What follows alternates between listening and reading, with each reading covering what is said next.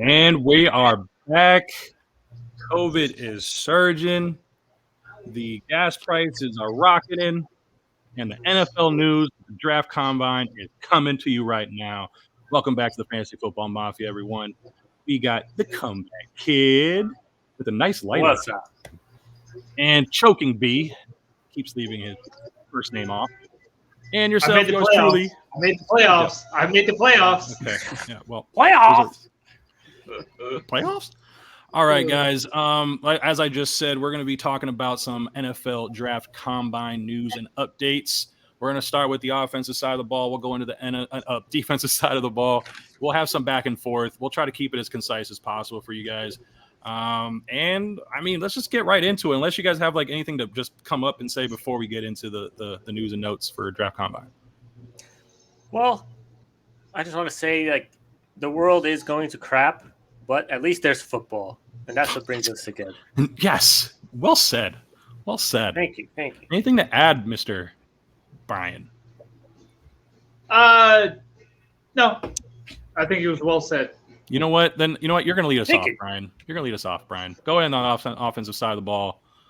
Who do you want to bring up and let people know about and pay attention to before the draft next month? Just before you start, I want to let the viewers know these two are the most expert combine analysts you'll ever see. They study everything. They know everything. So really listen to these guys. Go ahead, Brian. Yeah. That's a lot of pressure. I wish No pressure. Darian pumped me up like you did, man. Like Darian's just like he's a fucking idiot. Like, you know, I wish you were my wife, Yosef. You make a good wife. One of us is probably good. All right, go So the ahead. guy who I really like is Trevor Penning, offensive tackle out of Northern Iowa. 6'7", 320 pounds. I don't have the number in front of you. I think in the combine he actually ran like a 4.8, 4.9, so it's just pretty fast for offensive tackle. And check this. It's against mainly FCS competition, so it's not against top competition. But PFF graded his run blocking grade 99.9. 99.9 run blocking grade.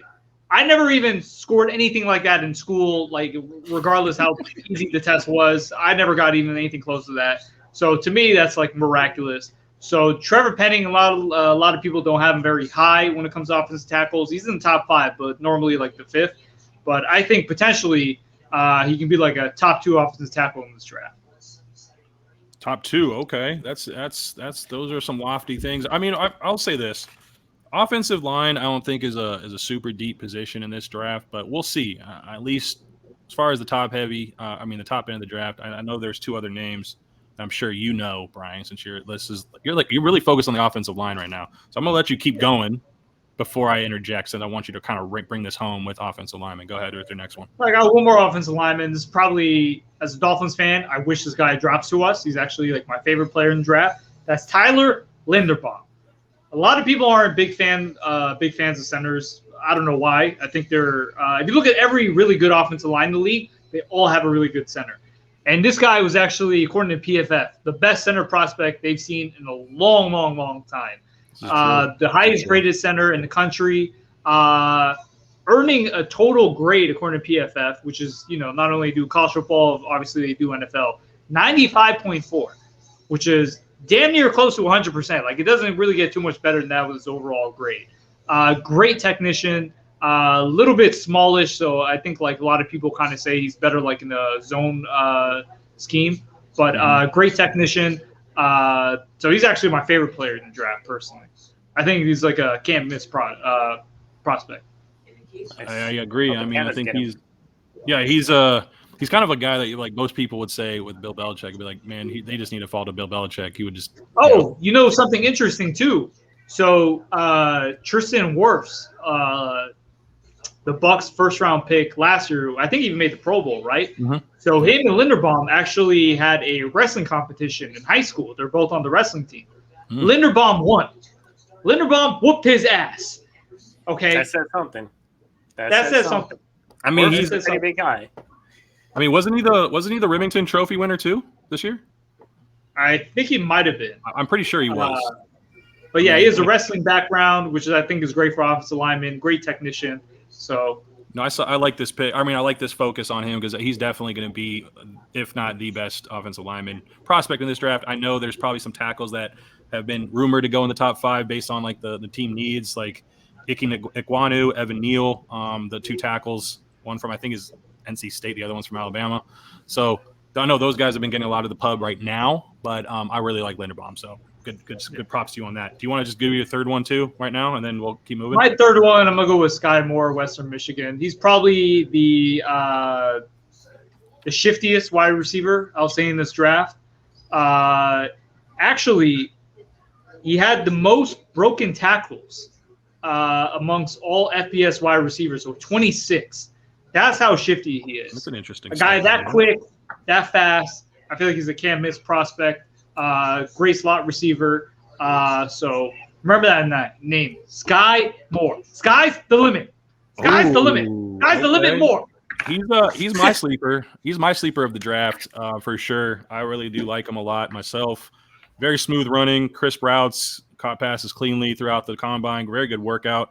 A 4.41 speed. So speed to separate and get downfield. Those are some of my own notes here, and you're going to hear his name an awful lot.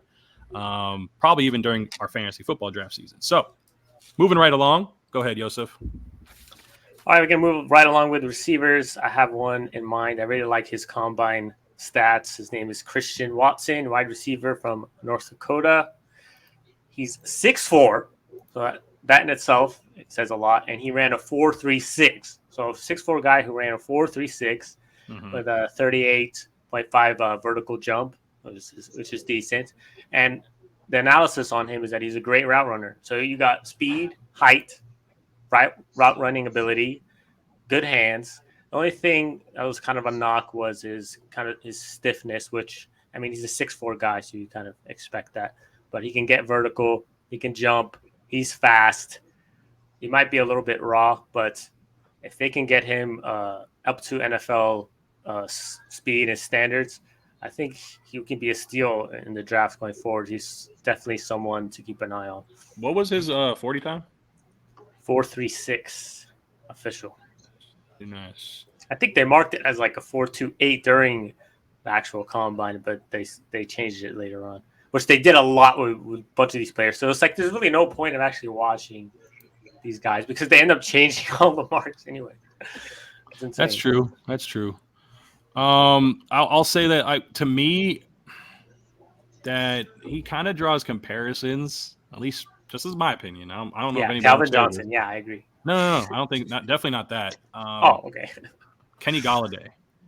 I mean, I know really? it might be like, just because of how raw he is. Like Calvin Johnson was polished. Like he's a polished receiver. That's the reason why he was so can't miss. But like Christian Watson, the way he's kind of the school he went to, kind of has a Kenny Galladay feel for me. I think Kenny Galladay doesn't run that.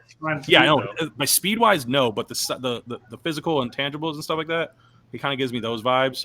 So we'll see what he does, but that's the comparison I give him. Go ahead with your other one. All right, I have running back Kenny Walker, the third from Michigan State. When they have like a third or a second, they're going to be good. Except for Robert Griffin, he wasn't that great. But this guy is built very powerful, right? And I know Brian likes those big, thick legs, and this guy has those thick legs. Saquon Barkley almost-esque. Fast cuts. Does he have a big trunk like what you like? He has a big trunk. So that he can lift off. 4.38 4-yard dash. So for kind of a powerful guy, that's very fast. 5'9", so it's good for running back. Kind of short, but there's been short running backs who've done pretty well. And he's getting kind of overlooked, so he's probably going to slip in the draft. So he's just a guy I was keeping an eye on who had really good combine stats. He had a good shuttle time as well. So keep an eye on Kenny Walker III, Michigan State. And he was very, very he was used quite a lot in college. He's going to be a workhorse. A lot of tread on those tires, if you will, I would say. He was the Doak Walker winner. He was also the I think it's the Walter Camp first team or Walter Camp Player of the Year kind of thing. It was the first running back since Derrick Henry to win that too. So Just some little tidbits. Thank you, Joey. For Good company with that. that. Yeah, I'm sorry. I always like to add a little color to it as well. Thank you. All right, so let's go into mine. I'm gonna save the best for last, but we'll go from there. Wow! No, I meant the player. I meant the player, not me. Yeah, is he an Ohio State player? Exactly. That's the reason why we're gonna save it for last. Who would have fucking knew? Anyway, we're gonna start out with the quarterback because I can't believe you guys didn't want to cover quarterbacks in pre-show, but they all suck. That might be the case, but I'm still gonna highlight the position because obviously they dominate the draft headlines. So my favorite quarterback, and it's probably popular, but Malik Willis, a genuine shot at being the first QB selected, especially with those reports of Kenny Pickett's hands being only 8.5 inches. Far and away the best dual threat QB in this draft. Ran for 100+ yards 5 times in the last 2 years. Missed some throws at the combine, but he didn't look bad doing it. Like it was just some misaccuracy. I don't think too much of it, but we'll see how he does in his pro day. He chose not to run at the combine. I think he's going to obviously do that at the pro day as well. You guys see that viral video of his when he was feeding the homeless guy after his interview sessions the day before the actual workouts commenced. That was good. So this kid is like I think the trademark is like the guy who can marry your daughter kind of way. That's the kind of vibes a lot of the NFL teams get. And my draft comp, I like the Josh Allen comp more than people say Lamar Jackson. I don't think he's that shifty or as fast as Lamar, but I like because he's a big stocky guy, kind of like that Josh Allen type build who can run. So like a Cam Newton. Did he have a better arm than a Cam Newton? I don't know if he's as big as intimidating as Cam Newton's size. And Josh Allen's a big dude too, so I like that comp. But hey, he has bad accuracy like Newton though. If you look but he's a great guy like Cam Newton. Okay, he's a great guy. Moving right along is another position we didn't touch on yet. But again, I appreciate Brian for touching on the O-lineman. But I'm gonna go with Greg Dulcich, tight end out of UCLA. Far and away the best dual vertical threat tight end in my opinion in this class. Oh, I heard a double talk. Who's a repeat here? You're good. Okay. Best vertical threat in this draft. Not a liability in pass pro or the run game. He's a very willing blocker. Obviously, he's going to need to work on technique because he was in obviously Chip Kelly's system. So I don't know. They don't really focus on tight ends really blocking too much in that system. But I like him a lot. I think he's going to add a lot of another element to a team that can really use a vertical threat, or maybe he's depth. We'll see. Who knows? My last one to go into was drum roll please for this one. You guys already know it's Garrett Wilson. He is my pick at this juncture. What is today? March 12th, 2022. He's my pick for Offensive Rookie of the Year. I think he's the one that is the Jamar Chase, J. Jeff type. Put it on the paper. Put it on the paper. Impact rookie. Does it all. The one question that was out on him prior to the combine was his speed. He ran a 4.37. Explosive. The 50-50 balls. He can make you miss in a phone booth off the line with his releases. Go ahead and watch some highlights if you want to. He'll make you look silly. And also can take jet sweeps to the house. So he can also do that for you as well in the offense. So he's a freak. That's his nickname, freak. All right. Anybody else? Brian's stretching it. I mean, that was a lot thrown at you. Well, when you have a nickname like freak, that pretty much says it all. There you go. And based on time, I think we should wrap this up, and we're going to actually do another video on defensive side of the ball, and we'll focus on our top players from there, just so you guys can digest this, take your own notes, drop in the comments anybody that you want to highlight or what you're looking forward to in the draft process and the prospects that you do like. Anything to add, gentlemen, before we sign off here? Nada. We had a good episode. Bye-bye, guys. Bye-bye. See you, bye. No, I'm kidding. Have a good one, guys. Don't forget to like and subscribe. Follow our Twitter handle, Fantasy F Mafia. Also our IG. What's our IG? It's so bad I don't know Fantasy it. Football Mafia. There you go. Because you're the one that handles it. I'm sorry. Anyways, everyone, have a good day. Tune in for the next